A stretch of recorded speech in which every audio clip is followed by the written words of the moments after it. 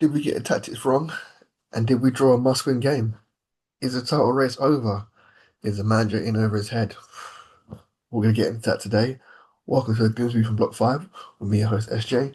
If you're new to the channel, please subscribe, leave a like on the video. If you're listening on Spotify or Apple, please follow and leave a 5-star review or 5-star rating.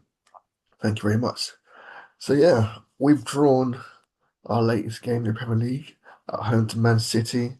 By now, since when this video drops, we've all seen the furore online from the fan base and pundits alike talking about whether we have wasted an opportunity to beat Man City, a weakened Man City, in my opinion. Um, and it's all centered around our manager this time. Um, but yeah, let's get into it. Let's get into the show notes. The starting lineup. I'll be honest. You heard me in the preview show. I would have started Waneri where Marina started, and it would start Eze on the left. Trossard and Martinelli came on against Bournemouth did well, but as I said, I feel like they just bent their impact players to the bench. When they're given a start, they don't perform. A la Trossard. Um, I don't think Trossard had a good game at all, really. He just couldn't get into the game and just didn't really give us anything down that left, no impact of any sort. He was up against Kuzanov. Uh, I call him an erratic player, quick across the ground, but if he's like if the ball's he's like a ball to a red rag. If that ball's there to be won, he will try and win it. So I think he's there to be manipulated with cute skill, which Trossard has. Trossard has very good ball manipulation and decent feet because he's not the quickest, so he relies on that kind of those kind of attributes. But we just wasn't able to get any joy down that left hand side. Uh, so yeah, we went with Marino in the midfield and Trossard on the left. That midfield three, we know I've been banging on about it for a while now. That gives me PTSD of Bournemouth last year, and it just lacked creativity in my opinion. Obviously, people say Marino is a holding mid. He's not that. He's just not a creative player. You know, he gets on the end of things. He's a crashes the box and gets the last touch in a sequence. That's his kind of role. He's not the person who helps build up the sequence for someone else to um, finish a move for us. So yeah, from there we just went into the game. Man City, just going to Man City's lineup, they set up how we expected them, unchanged side. Um, I do think, I said it before, I think our squad is better than Man City's than it has been in recent years. They've had a lot of departures. They're in a cycle now, a rebuild phase. Um, so yeah, there's no surprises in their lineup. Let's just look at this game as a whole. It wasn't an exciting game in terms of chances. I believe Katie even said Katie said other than the goals, there was no chances. Eze had a half volley straight keeper, and Reinders in the first half of them had a shot drilled low against the goalkeeper. It was just a very dull, boring affair when it didn't need to be. Is that because our tactics? I'd say yes, but also because Man City didn't play like Man City of old. Uh, I don't know if Pep's lost the plot or is Pep's just evolving again. This is Pep 3.7. We know Pep likes to play out from the back, likes to draw teams onto them and play through them, make the pitch as big as possible. And he's seemingly going in a different direction. They've brought in Donnarumma, not renowned for playing with his feet. And today, in the game, we saw what they were doing. They didn't play out from the back once because our strength is obviously pressing, and we nicked the ball from them last season when we beat them 5-1. We nicked the ball from them a couple of times. So they were just playing long up to Haaland against our big defenders, um, which he loves. He loves someone behind to give him a solid base to post up against and get the keeper to drill it into him. And I think they used that pretty well, actually. I think he was getting into decent areas around the pitch, dragging our centre backs about and giving City a very good outlet. throughout the game. Uh, I mean, in terms of just go in the first half, we you can see from the start what Timber was trying to do. I mean, Timber in the first 15 minutes, he was trying to get Jokeres in as quick as possible whenever he could. They were getting cut out, but it was the right idea. It was turning their defense. I don't think Jokeres is as quick as everyone told me he was. Uh, in terms of getting to those balls that were getting knocked over the top, had to be pretty much perfect for him in terms of timing his run and the ball for him to get there because the centre backs for City seemed to be just a yard quicker than he was um, in getting to the ball. But yeah, that ball was trying to be played in behind for Jokeres, and just in terms of us getting at the pitch, our centre backs are being very aggressive, which we know they are when they play Haaland. You have to be. You have to try and nullify Haaland at source, which is the ball when it gets to his feet. And we started off very aggressive, especially Gabriel, nicking in a few times in the early stages of the game. This ultimately led to our downfall for the first goal. Uh, the ball kind of breaks in the midfield a bit, second, just a bit of a melee, and they do two very good passes um, into Haaland, who then nicks it around the corner to Reinders. And Gabriel, being aggressive defender as he is, he's followed Haaland into their own half, and he's not quite got there. He's kind of not been knocked off balance, and it's allowed Haaland to spin.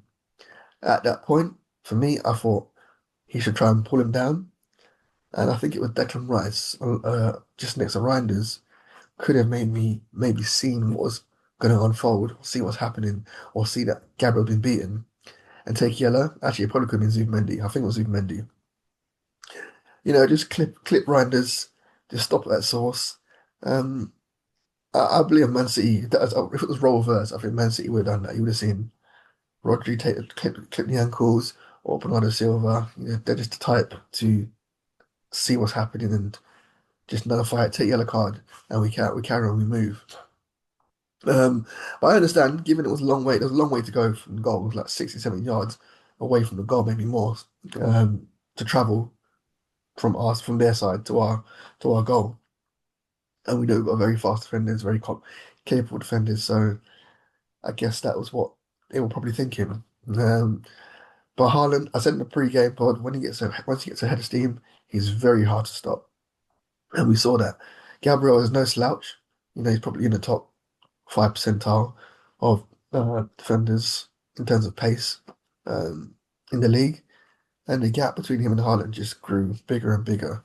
Um, I'm I'm not sure about Saliba, how he defended it. I understand what he was trying to do, but he was going more towards his other centre back as opposed to just cutting off Haaland. If Reinders wants to try and run through the middle of him, and I think it was Timber, that's fine. They can both collapse on him. Um, but I feel like it could have taken a step or two closer towards Haaland and maybe force Reinders to dribble, take it by himself and get a shot off. I think he made it easier for Haaland in that sense. I mean, for Reinders to play past Haaland in that sense, it wasn't really difficult. He just travelled. The gap was massive, and he just rolled it into Haaland, who had a simple first touch and a very good finish into the far corner with his weaker foot. Could Raya have come out and close the angle a little bit? I'm not sure. I mean, it was about 8 yards when Haaland actually took the shot. So I'm not sure. I mean, maybe looking back, Raya may think he could have come out and closed the angle just a tiny bit, and if he did, he may have got a foot onto the ball um, when Haaland took the shot. That's neither here nor there. Yeah, I mean, in terms of the dull affair, after that, we didn't actually create any chances in that first half. We just lacked that creativity, like I said. I saw a post-match Arteta making the point that no one complained when we played that midfield free and Bilbao. Um, but as horses for courses, that's it's a bit disingenuous.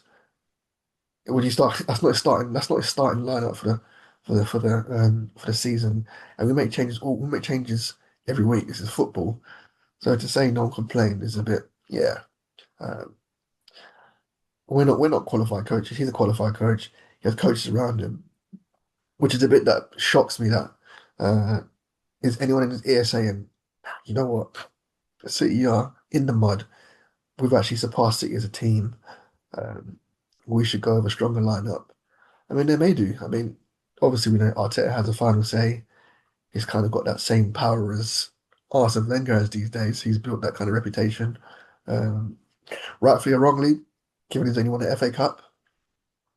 I know he dragged us back from eighth to um, challenging for the title these days, but you know, it's been a while now. It's been a while. It's been 6 years, and you know, the fan base can get restless. Me myself, I'm still okay with Arteta. He just needs to make a bit more. He's a bit more smart when it comes to certain games, and I do think it's down to his coaches. I think when you're a manager, you're kind of blinded. You've got a bit of tunnel vision. You say, "I'm going to do this all week. I'm going to do this," and you don't see the wood for the trees and make a better decision. I mean, you should say he should make a better decision being paid as much. I mean, I'm kind of on a tangent at the moment, but yeah, I mean, Arteta's safer now in my books. He's fine. The second half, he obviously made it. He's realised that the game is there for the taking, and we're not really doing well. Oh, sorry, side point. In that first half, I did think Noni Madueke was playing very. He's been doing what he's doing in the last couple of games. He's been very aggressive, direct. When he's got that ball, he has. Him and O'Reilly had a very good battle. I think they won equal rounds each. It was a split draw. Um, but I've criticised Noni in the past for getting to the byline and not picking players out. But I'm going to let him off this game. When he got to the byline, given the pace he was going at, where he placed the ball, when he cut it back to, was the only place it was going, in my opinion. And I think the strikers and the midfielders had to recognise where he's going to cut it back. He was not going to be able to smash it across the goal. He was going to cut it back at an angle. And I just think, yeah, different players might have realised that and got in front of their markers and had an easy tap in. Um, maybe something we have to work on. Excuse my sneeze coming up. Bless me. So yeah, I mean, Lonnie got hooked at half time for Bukayo Saka, returning by Bukayo Saka. It's very good to have him back. It was a bit not sure if it was right bringing Saka on if he's not 100%. Because Noni was showing in the first half, he's very capable of creating something. Um, so yeah, I mean, the Saka came on, it was great. I mean, probably lifted the team, and also that midfield three got rectified with Eze coming on for Marino, and you saw straight away as soon as the second half kicked off, we were just a lot more attacking, had a bit more impetus in our game, and Man City recognised this and they just dropped deep. They dropped deep, deep, and that second half they just wasn't trying to get out. If they did, it was long ball to Haaland, same ammo as the first half, or Doku. Doku was playing. I think Doku was very good for them as an outlet in the ball carrying. Um, but yeah, I mean that second half started. Steve Mendy has a shot, edge of the box. You think he would have done better because there wasn't much pressure on him to take the shot. In terms of defenders running out at him. Uh, After that goal he scored against Forest, you would have thought he would have got it on target, but it wasn't to be, and he's blazed over the bar. And the aforementioned Eze shot on the half volley. Uh, oh, it looked like he was more trying to get it on target just as much, but it was a focus on getting on target as opposed to finding the corner. It wasn't the greatest shot. Straight the keeper, very easy save. And yeah, I mean, it was just nothing much it was nothing as a much in terms of creating chances. So there's nothing to talk about in terms of our endeavour. It wasn't peppering their goal, they wasn't peppering our goal. It was just us whipping crosses in, Donnarumma being 7'9", just punching balls away, corner, punching back from the corner. Um, yeah, our set pieces just wasn't. wasn't with us today. We had numerous corners, numerous free kicks, whip into the box, and it just seemed to be too close to the keeper. And City themselves, they're freaking towers. You know what I mean? They're like the financial district, down Canary Wharf, just blocks, tower blocks, tower blocks. Haaland, Nunes came on, he's a tall guy, Rodri. So yeah, it was going to be difficult for us to score a set piece, and this is very accurate. I mean, we did last season, but yeah, the accuracy has to be there more so with a team like Man City, given the height of their players. And today just wasn't our day, or should I say yesterday, because it's been recorded in the morning. Um, so yeah, we made another sub. We brought on midweek hero Gabriel Martinelli. Uh, was it too late? Should it have been brought on sooner? Um, I mean, it's hindsight. I mean, if we scored the goal, we'd say yes. If we did nothing, he wouldn't be discussed. Uh, but he did score a goal. So, um, I mean, City had the ball and they had it on the pitch, and because they were content on keeping the 1-0 win. I mean, at this point they're taking Haaland off. So they're giving up. They're giving up the ghost that they're playing for this 1-0 win. It's like it's very surprising. It was very unpep like. Usually City they'll get a goal and they'll go for two, three. They'll go to not humiliate you, but they'll control the game and win a game 2 or 3-0 from a 1-0 position. Um, but they knew. Well, Pep definitely knew that we are a superior team, especially this season, and he gave us a respect in terms of the way they played. Very negative. I think it's the lowest possession stats as Pep as a manager for any club. Um, and he took off Haaland, and he went to like a five at the back and a five in midfield, which is pretty much ultimate respect you can give to a team. Nothing was seen in the Embers before from Man City, but here we are. Um, so when he went to that five at the back, it's just proving a bit more difficult to break them down. And we just happened to win the ball in our own half. A Calafiori tackle, which they thought was a foul, but he's clearly got the ball. And where Eze was in a defensive action, he's got the ball in our own half, and it was weird. I mean, I played centre back for numerous years, and golden rule is if opposition player has time on the ball as defence, you drop back 5-10 yards because they have the freedom on the field, and there could be runners coming in behind. Running behind you. So you just drop to nullify that. If they chip it into the striker's feet, that's fine because you can get to them and just stop them from attacking. I mean, scoring, should I say? But City decided to play a high line and try play it offside, which they've been doing in a few games this season. Is it lazy? Is it cheating? I mean, at the point in the game, I say yes. I mean, they brought in John Stones, Nathan Ake, Nunes, all fresh legs back there, so there's no excuse for them not to run back and just stop the ball being played over the top. Had he done so, it would have been a complete different result, and we'd all be here in complete meltdown probably. Um, but they didn't, and Martinelli made one of the out of team runs that he's very good at. That he should do more, and we should try and find him more. Beautiful first touch and the lob over the keeper. That's just very good. Is Martinelli back, everyone? Is Gabriel Martinelli back? Let me know in the comments. Um, or is it just a short form? You know what I mean? He'll revert back to type soon and he'll be the most hated person at the club again. But yeah, let's ride his wave as much as we can. I saw a bit of anger online with us not getting the ball and going back to the halfway line. I agree with that 100%. Um, but it's an equaliser against City. It's just I think had it been any other team, like a lower team, if it was Leeds or Forest, we would have got the ball straight away. Like, I don't know, because Man City is like, we equalise against City. It's a tough game. They're a big team. Let's make the most of it. Um, I mean, it's emotional. It was emotional. It's an emotional moment. Uh, but yeah, they should have got the ball and gone back to the halfway line, and just get them going, keep going because they were there to be taken. You know. But actually, Do you know, I was trying to think of City. I know City had 3 shots on target. Obviously, Haaland goal, uh, the Ryan shot, and it was a Haaland shot in the second half when it hit us on the break. Then a very poor shot from Haaland, straight to the keeper.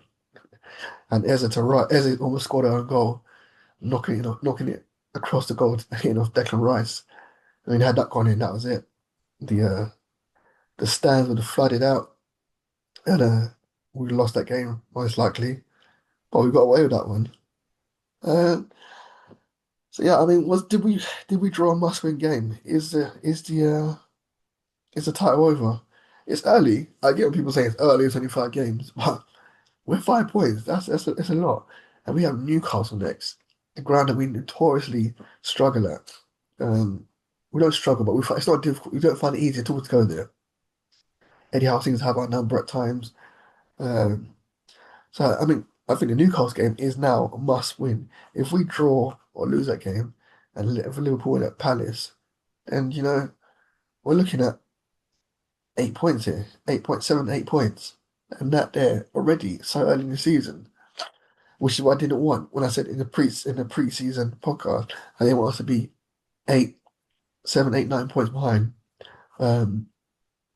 so early in the season after our difficult start because we're chasing, and it'll be that thing by Christmas again where we just give up the league and focus on Champions League or the cups. Yeah, I mean, let's hope it doesn't happen. Liverpool apparently playing rubbish, but they're still getting the results. And when they play good, what's going to happen then?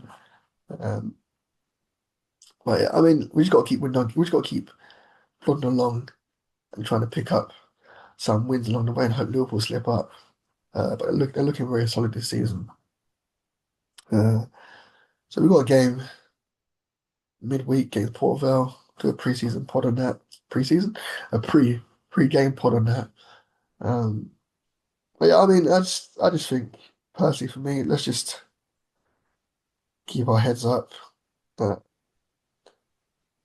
let's just hope that Miguel Arteta has learned from this. I mean, it's not that it's the second time this season I've said this, and it's only 5 games in. This is the bit that concerns me as such.